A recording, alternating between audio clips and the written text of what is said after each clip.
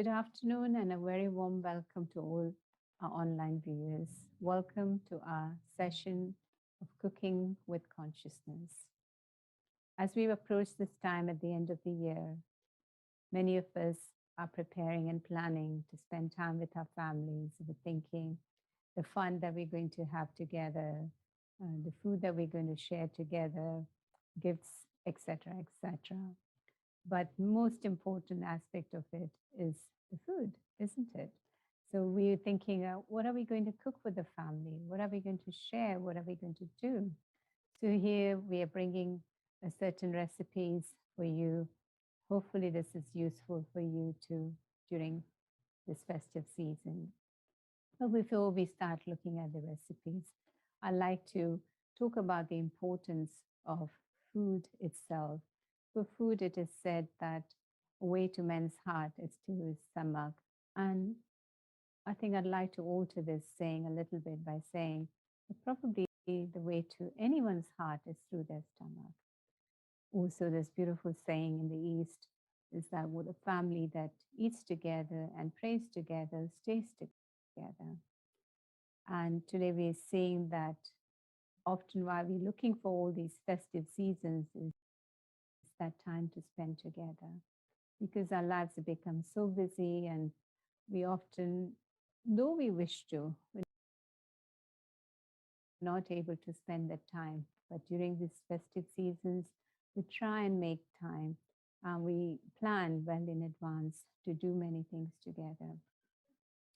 So as I said, that one of the important aspects is about sharing food together. But before we get into any recipes, I'd like to talk a bit about the importance of the food in our life and the impact it has. There's a saying in Hindi, Jaisa and Vaisa Man. What it literally means is that as is your food, so is your mind, so is your thoughts.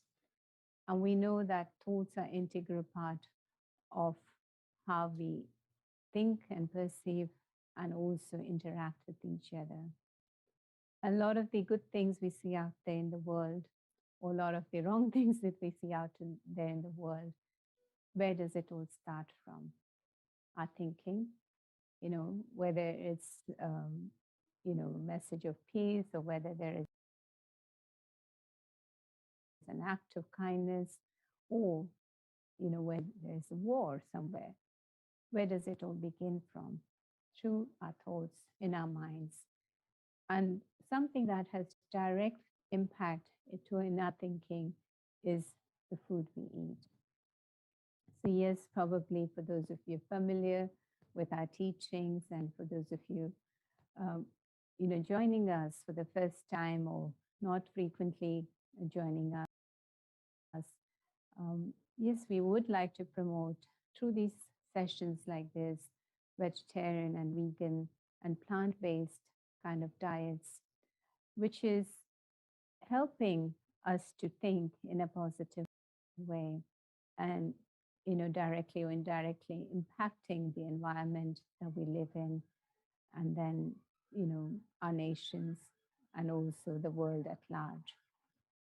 Certainly at this time of the year when we are thinking of spending time together with our friends, our families, but even on otherwise, if we're just going to be on ourselves, maybe, spending time in reflection, hopefully you'll be cooking something for yourself at least. So what are the things that one could keep in mind? So I could like to list a few things. It is important that the environment that we cook in has to be very clean. And doesn't matter it's a large place, it's a small place, maybe just a few meters space that you're there to cook. But as far as possible, the physical cleanliness in terms of the surface, in terms of the pots and pans and the equipments you use, and also the physical cleanliness. So a lot of people today think, oh God, I'm going to cook, I'm going to get dirty. I'll go and have a shower and freshen up later. Do that. But also it is important to actually be physically clean, before we start cooking. And this is something that we see a lot in the East. Culturally, you wouldn't go to the kitchen unless you have had showered, unless you were really, your clothes were quite clean, even if it was not fresh, but at least they had to be very, very clean. And so this is very important that we keep in mind. Because so often we think, well, how is it going to impact me? But, the vibrations are created through these things, and the vibrations are going into the food that we eat, and that has an impact in our thinking. And then you see the result of that comes out in our interactions, the way we perceive things, the way we deal with things. So there's a huge, huge impact. But where does it all start from? So we have to be aware of that. So along with the physical cleanliness, the awareness is being a real trustee.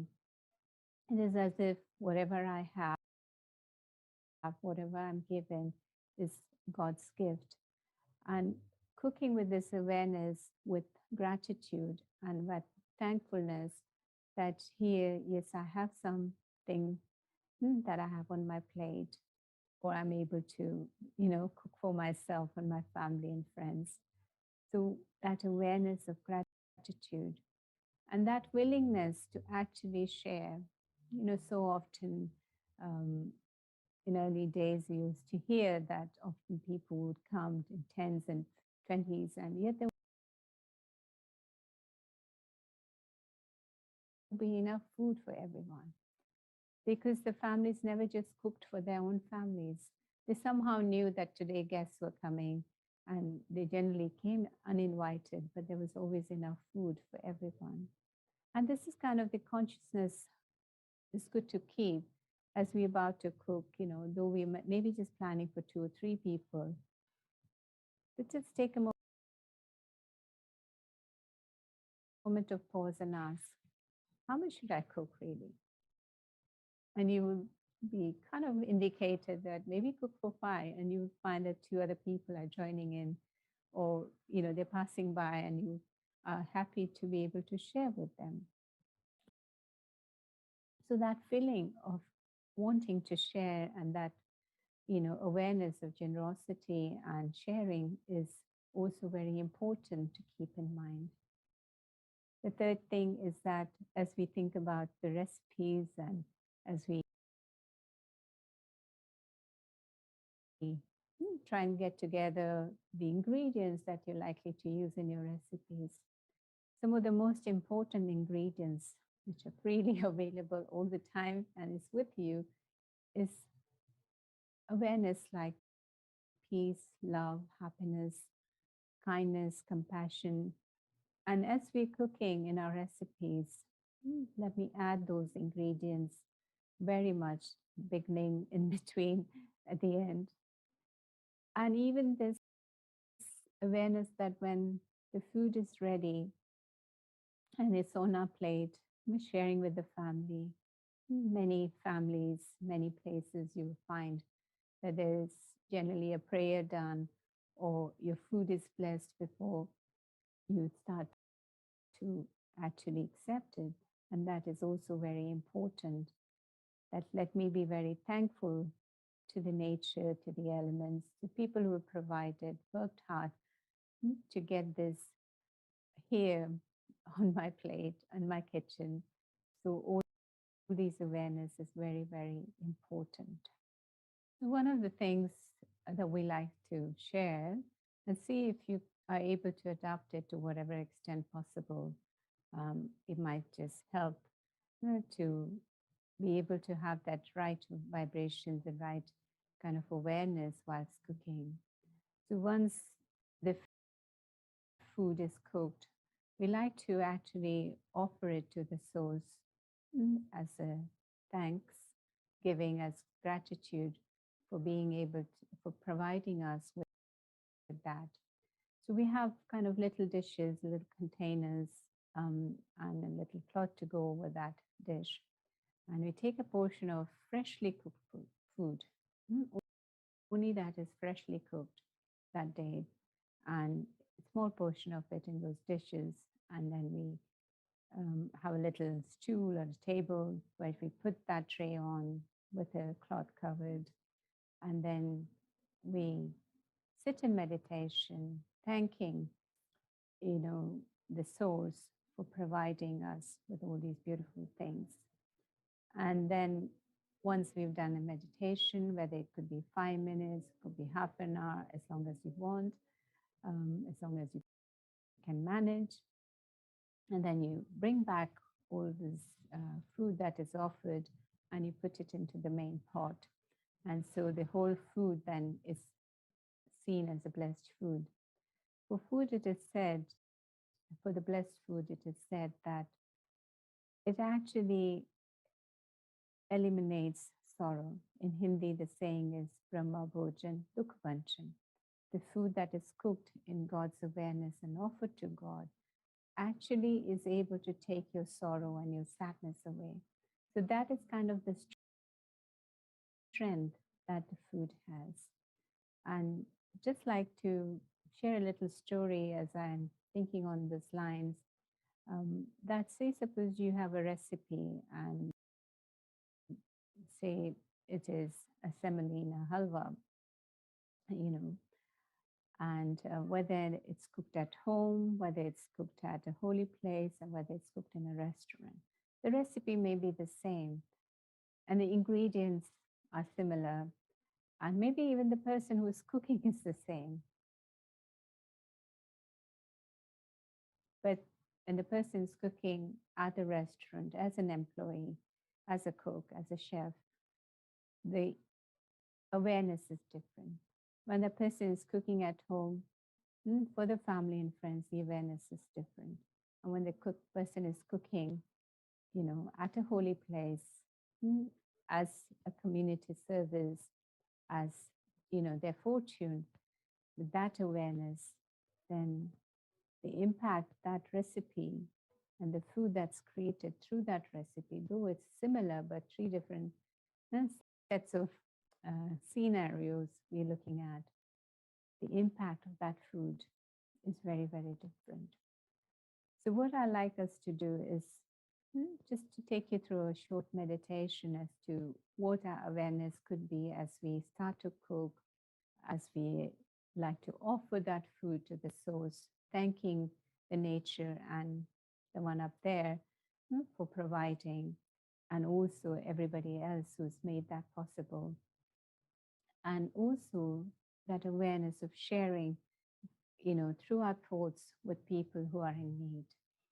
So these are some of the thoughts to keep in mind. So sit back, relaxed, and I'll share a few thoughts with you.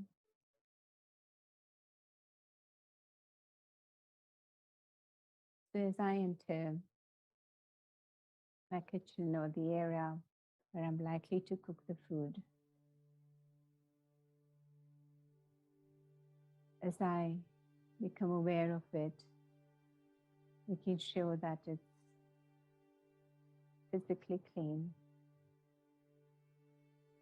and tidy.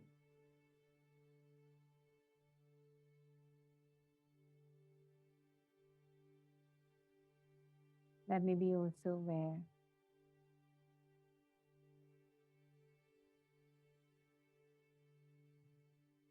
if I cannot even put a full stop, but to park any thoughts of hurt or bitterness.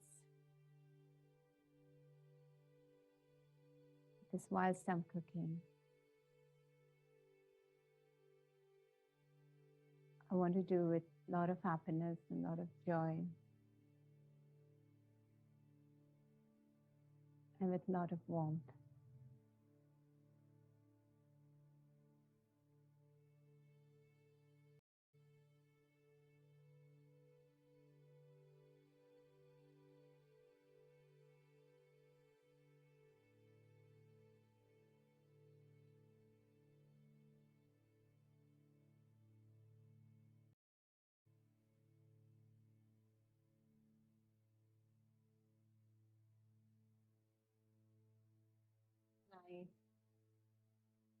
look at the recipes, get the ingredients.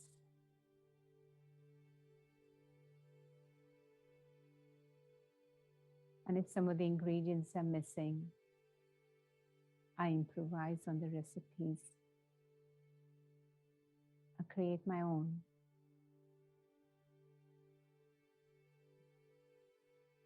As I add the ingredients and follow the steps, I want to do it with the right awareness, from the start to the middle till the end. And even when I'm offering and accepting it myself as I'm eating it.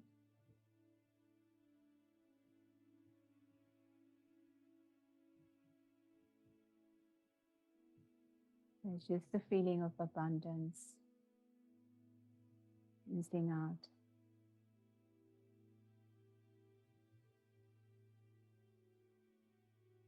And as the dish is ready,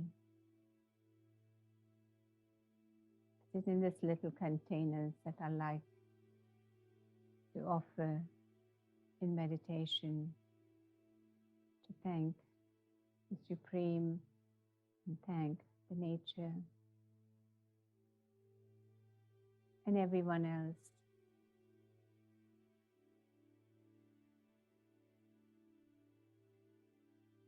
who has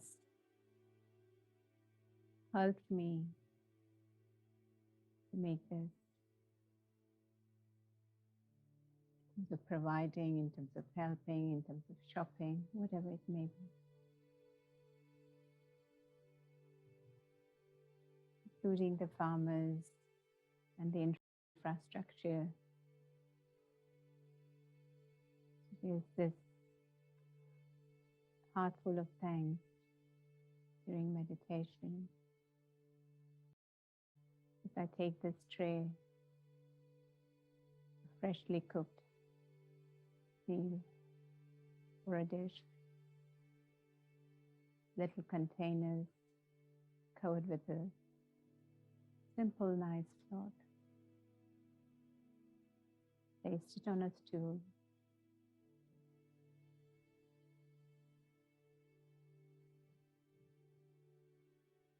Silence.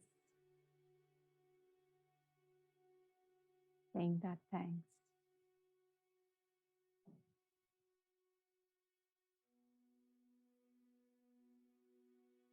Let this food reach to all that in need.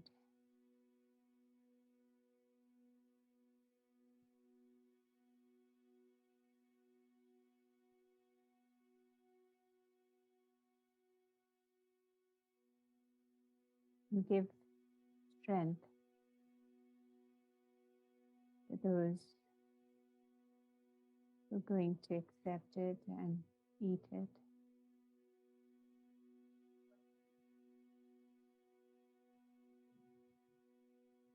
Thank you.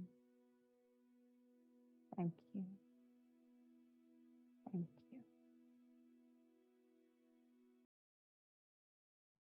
So hope you enjoyed that meditation and the background that I shared. It's the awareness to keep in mind whilst cooking.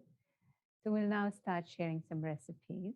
To begin with, the first three recipes are by our dear friend Shireen from US. And the recipes that we're going to share are avocado mayo, tofu loaf, and delicious chocolate cake. So sit back and enjoy.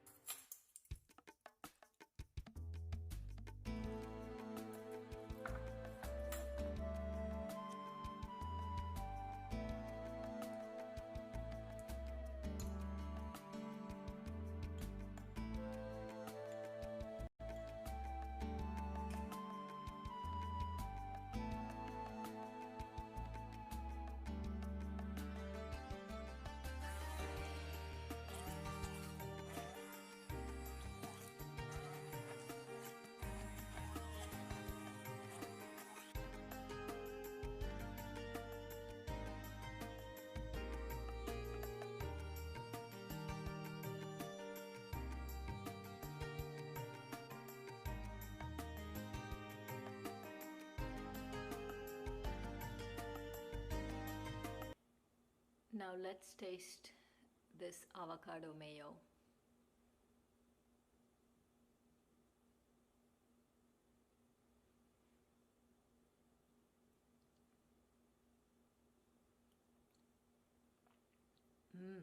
It's lickably good. You can just eat it by the spoonfuls, just like that.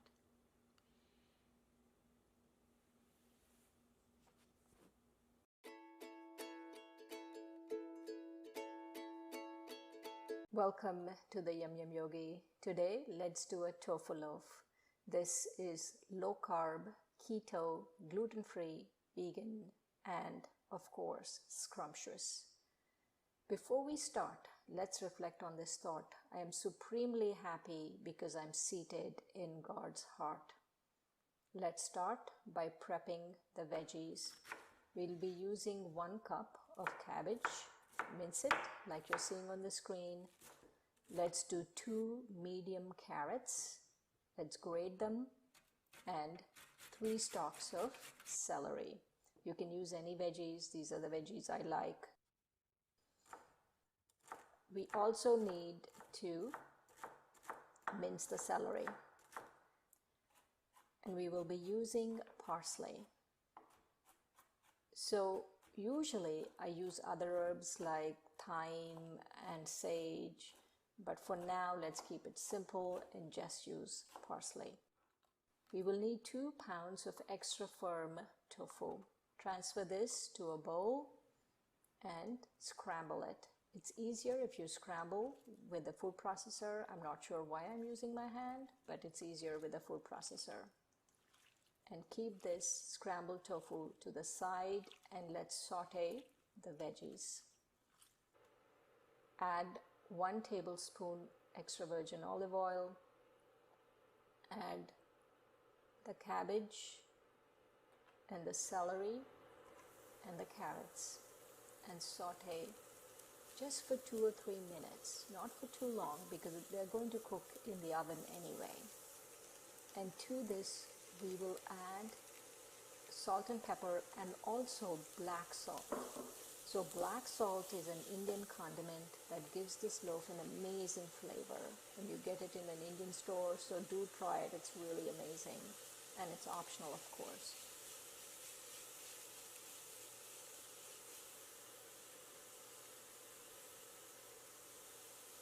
And I also like my tofu loaf with a little kick, so I'm going to add a little chili pepper.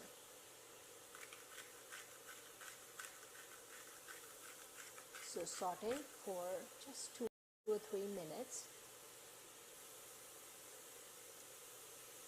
and keep it aside for now.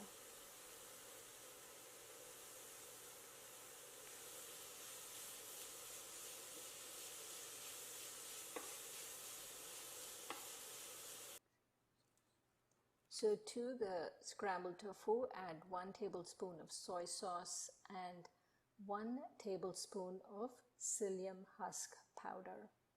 I'm using psyllium husk powder to bind the tofu because instead of oats, I'm using almond flour to make it low carb. Mix this thoroughly and then add the sauteed vegetables and mix everything.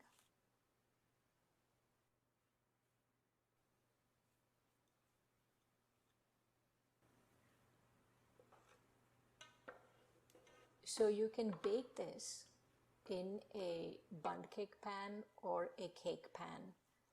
I am using a bundt cake pan because I really like the look of it, but you can use a bread pan, a cake pan, whatever pan. And at this point you have to preheat the oven to 375 degrees Fahrenheit. So grease the bundt cake pan and pack the tofu in like you're seeing on the screen.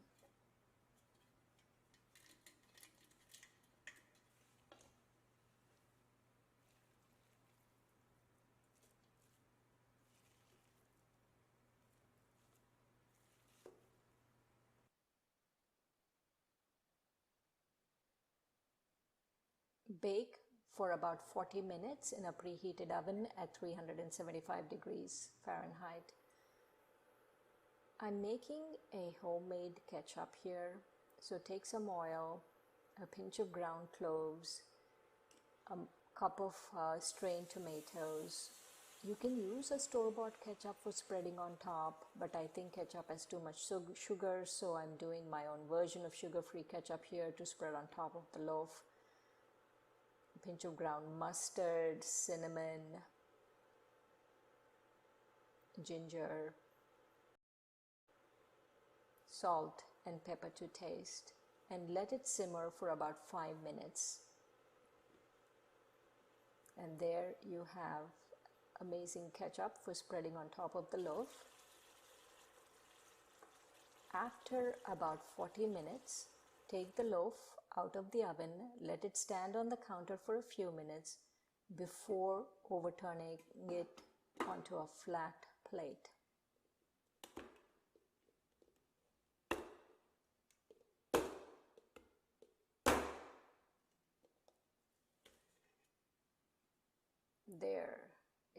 That scrumptious, amazing tofu loaf.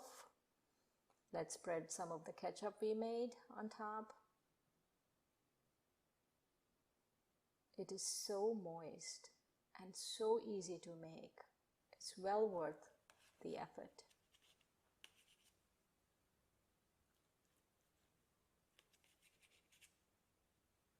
See how moist that looks? It's so delicious with the almond flour and a hint of black salt and a hint of parsley. It's really delicious. But before we taste this, let's remember our affirmation. I am supremely happy because I'm seated in God's heart.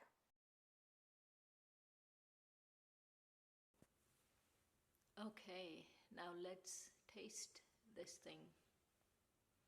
It smells so good in here.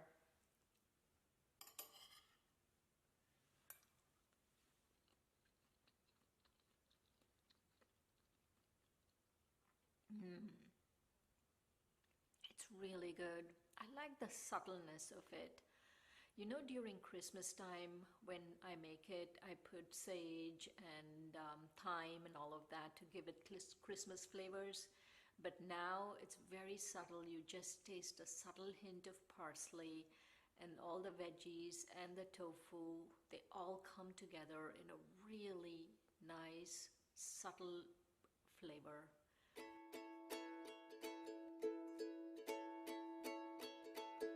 Today we will make a deceptively vegan, amazingly moist chocolate cake.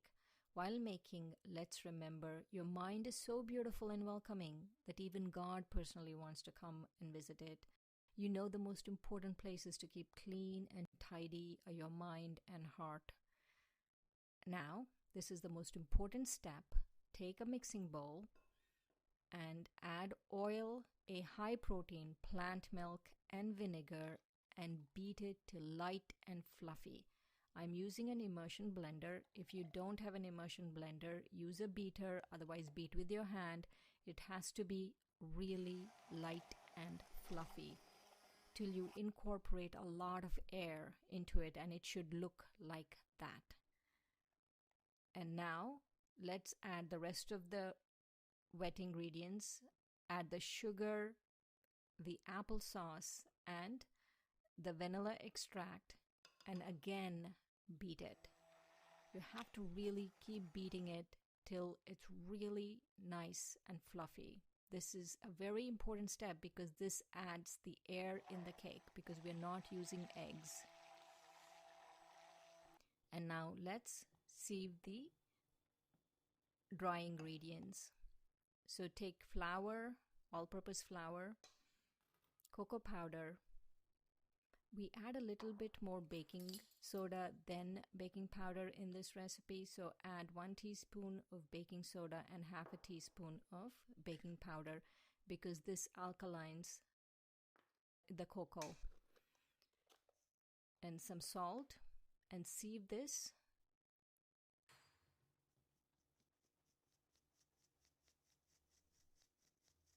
And now add the wet ingredients to the dry ingredients. At this point, you don't need a beater. With a spatula, just mix till it's all combined. Don't over mix. Just mix enough till it's all combined. And at this point, you need to add boiling hot water. Remember, it has to be boiling hot. And then mix thoroughly. And let's prep 2 loaf pans. I'm using bread pans because I like the shape of them. Otherwise, you can use round pans. They have to be small, like 8-inch round. And for chocolate cake, you have to use parchment paper because chocolate cake tends to stick. So use a parchment paper and prep the pan like you're seeing on the screen. And now transfer the batter evenly between both the pans and bake it. So we have to preheat the oven to 325 degrees Fahrenheit. For this recipe, the temperature has to be low. It has to be 325 and for about 25 to 30 minutes. There, the cake is done. It took me exactly 25 minutes. Now transfer the cake to a wire rack to cool. Let's make the icing by melting chocolate chips on a double boiler. I created a makeshift double boiler by putting a bowl on top of a saucepan with water. Now to this double boiler, add 1 cup vegan chocolate chips. Do not melt the chips directly on heat. They burn and don't taste good. So melt it like that. And there, that's melted. Now take a cold bowl, using a bowl that I refrigerated for a couple of hours. And I'm using coconut cream. The best way to use coconut cream for icing is to refrigerate a high-fat content coconut milk can overnight, then just skim off about 1 cup of cream from the top. The cream will be on the solid side, and then you beat that cream. Now add vanilla extract.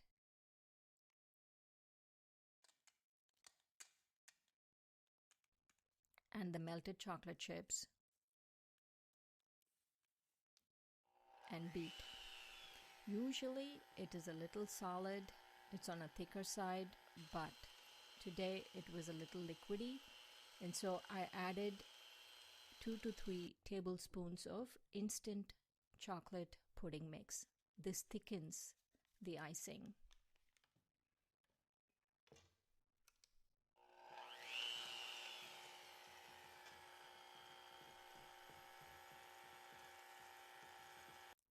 There, that is such a delicious icing. I'm telling you, you could eat spoonfuls of just the icing. And now let's ice the cake. This cake is so delicious. Every time I make this cake, everyone who eats it wants the recipe. I'm not very good at icing cakes, but it really doesn't matter because everything tastes so delicious. It's a very forgiving recipe. You don't need to learn how to ice cakes as long as it just covers the whole cake. It is so moist and so fluffy and so delicious. It's amazingly perfect. There you have one delicious cake.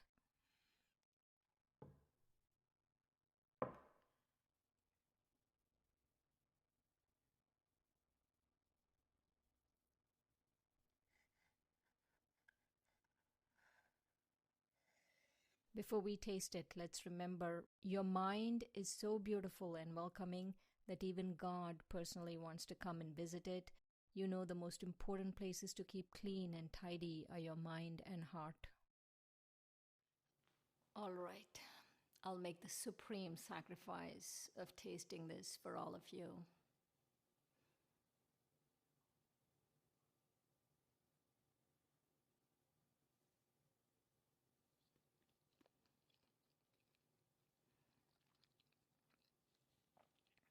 Oh my God.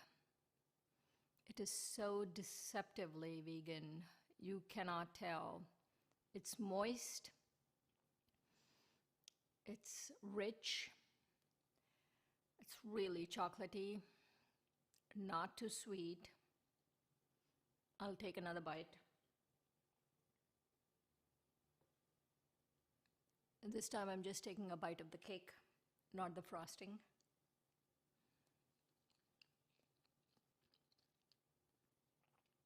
The cake itself is really to die for.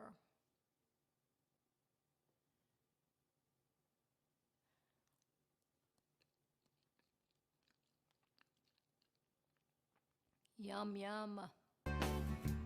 Thank you, Shireen. And I'm sure you'll enjoy watching those 3 recipes. And if you wish to refer to them again, you could visit her YouTube channel, which is called Yum Yum Yogi. And the next 2 dishes that we are going to present were tried and tested in our own kitchen at Space Wembley. And the first one that we're going to show a muffin, apple raisin muffin, cinnamon muffin. And the next one is gingerbread man, which is actually a unique gingerbread man because it's made of dry fruits with very little cooking and no baking. It's dairy-free and it's gluten-free. So sit back and enjoy the recipe. Hello friends, welcome to Conscious Cooking. We are making apple, cinnamon and raisins muffin today. So let's get started. Reva, can you help me? Yes, Mummy. For the muffins, we will need 1.5 cups of self-raising flour, a half cup of ground almonds, 1/4 teaspoon of nutmeg, and 1.5 teaspoons of cinnamon powder, 1/3 cup of raisins, 2 apples peeled, cored and chopped, 1 teaspoon of vanilla essence, 1/3 cup of sugar, 1/4 cup of olive oil or any light oil, 2/3 cup of almond milk. Let's get started with the dry ingredients. First, sieve the flour.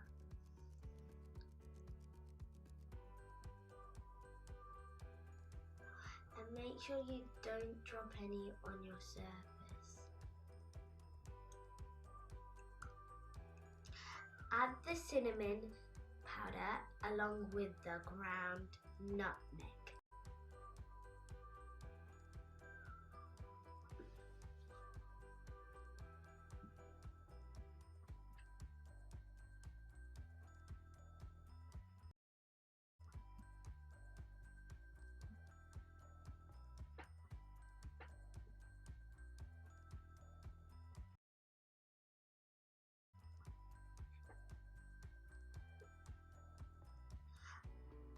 Now add the ground almonds, raisins and the chopped apples.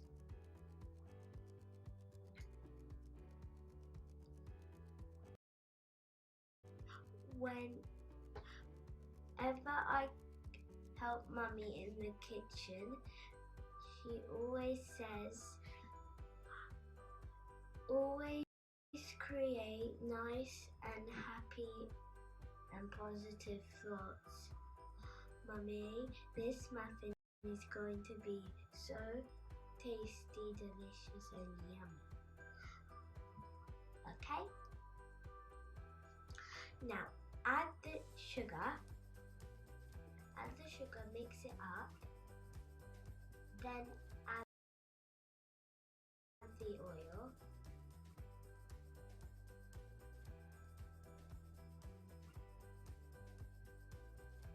Mix it in.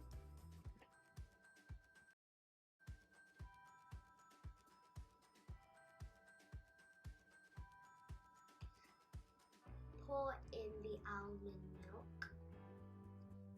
You don't have to add as much as we said. You can add how much you like. If the dough seems a bit too dry, add a little bit more milk. But don't add too much milk, otherwise the whole batter will become very wet and it will become sloppy.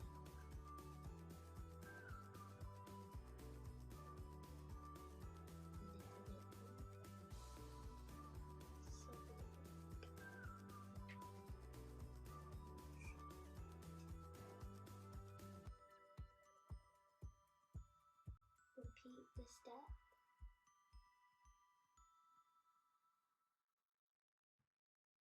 And now add the vanilla extract and mix together.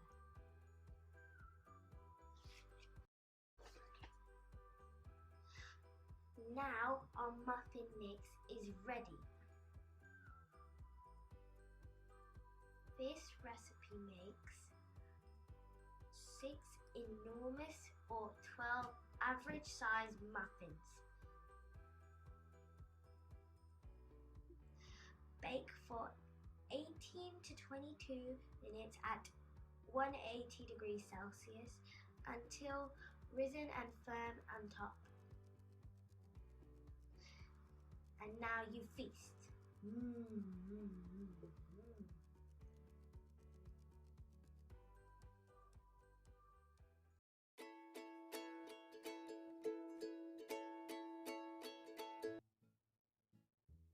Welcome to gingerbread cookies, which is gluten-free, dairy-free, guess what? Bake-free cookies. So let's get started. Let's look at the ingredients that we are going to use today. So here we have taken 1 cup of desiccated coconut. We've taken 1/3 heaped cup of dates, and then 2 tablespoons of chia seeds, which have been soaked in 6 tablespoons of water for about 15 to 20 minutes. And then we've taken 4 tablespoons of jaggery oil. You can use any oil, any cooking oil. And then we have spices, which we have cinnamon powder, clove powder, nutmeg powder, and ginger powder. And then we have 2 cups full of grounded almonds. And along with that, the last ingredient, not the least, a little bit of water.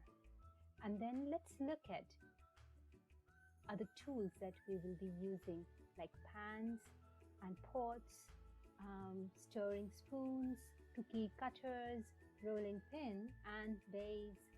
So first of all, what we do is take a pan, put the cooker on, and then we add jaggery to it. This is 4 tablespoons of jaggery, and then just to give it a little bit of moist, little bit of glaze, we add 1 spoon of oil. Along with that, what we will do is we'll put a dash of water to smoothen it. If you're super accurate, measure it, 1 spoon. Let's get going. And now, as the heat comes on, we'll start stirring and smoothening the jaggery paste that we have used here. And along with this, whilst we're stirring and melting the jaggery, let's add our secret conscious ingredient. And the consciousness ingredient is a cup full of positive and sweet thoughts. Let each one who is going to have this cookie is filled with sweetness. Sweetness which is free from any condition, which is free from all kinds of bitterness. Let my life and whoever have this cookie all their lives be full of happiness and love.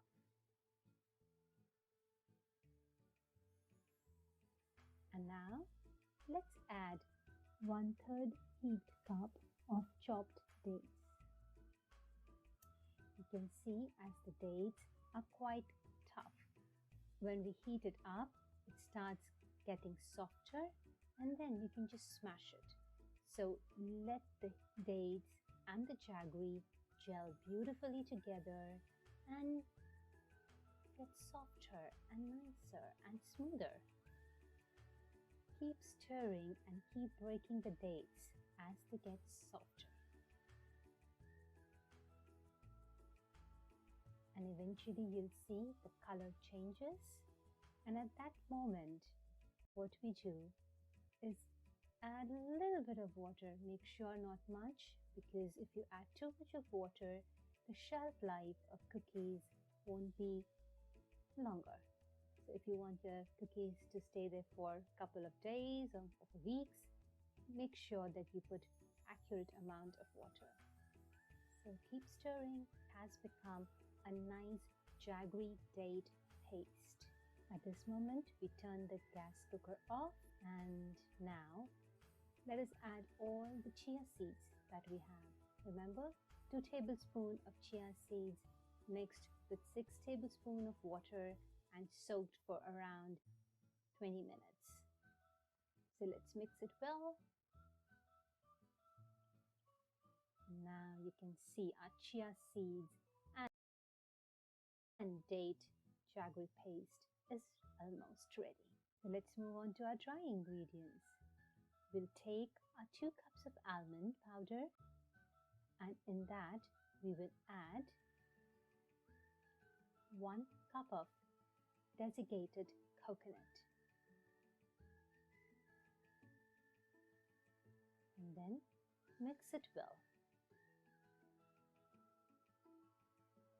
As these ingredients will be quite moist and cold, so it's always good to mix it really well and give them a warm up.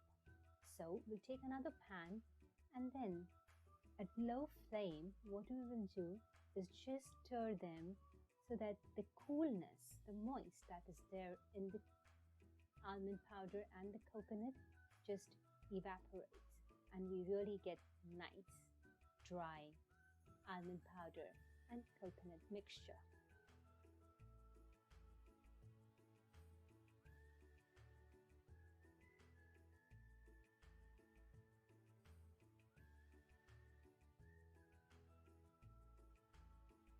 Okay, that's warmed up, and now we'll add all our spices. So here we take 1 teaspoon of cinnamon powder, a little bit of clove powder, again half a teaspoon, 1 teaspoon according to your taste, 1 teaspoon of nutmeg powder, and let's be generous and add 1 tablespoon of ginger powder. And then we mix all the dry ingredients together.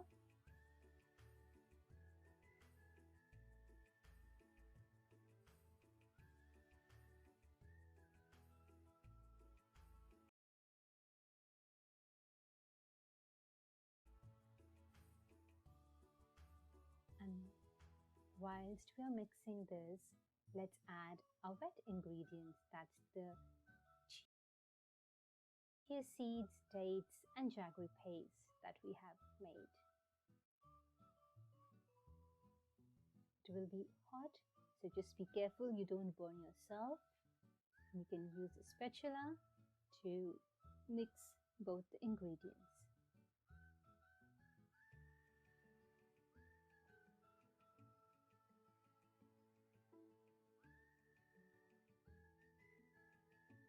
And whilst you get the feel that you have mixed all these ingredients, let's add a conscious awareness, the special ingredient, that whoever eats or tastes these delicious cookies, let their life be also be united, as all the ingredients are unifying themselves in this process.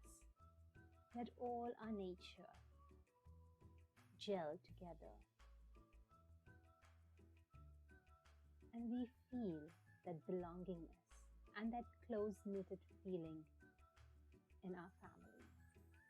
So let's use our hands and knead it well enough to get a beautiful, strong, nice dough. And at this point, what we will do is we'll add a little bit of oil so that, and massage it so that we get a nice glaze on our cookies.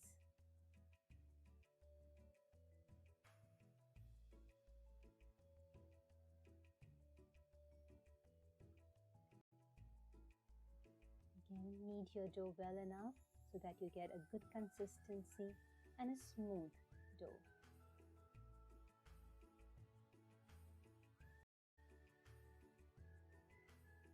Okay, so all our meditative conscious awareness and the ingredients all have gelled well.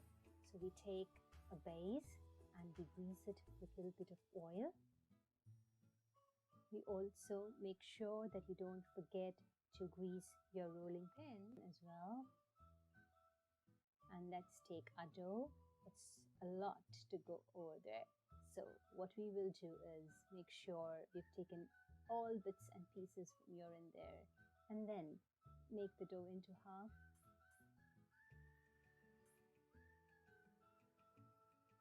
Again, knead it, massage it a little bit so that all the cracks have, gone away, and you've got a nice smooth dough ready to roll.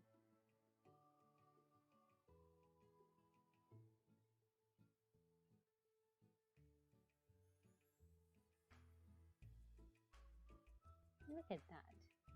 It's coming out so good. So you have to roll it thick, about 7-8 mm, and once it's ready, you can use choice of your cookie cutters like a star or a gingerbread man cutter and press it hard. There you go.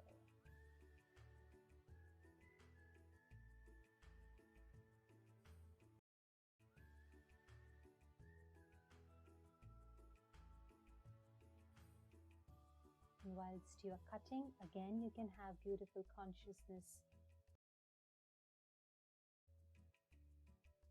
Let's decorate our cookies with desiccated coconut to sprinkle it so that it gives us that snowflake feeling, and they look awesome.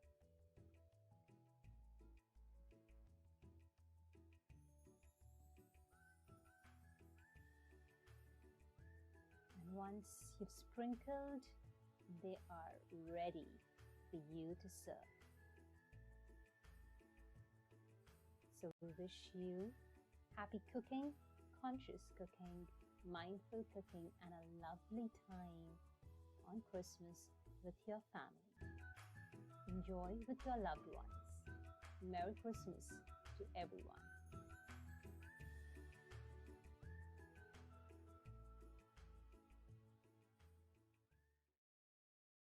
I'm sure you'll enjoy the recipes. I thoroughly did, and I was there at when both the recipes were being recorded just recently.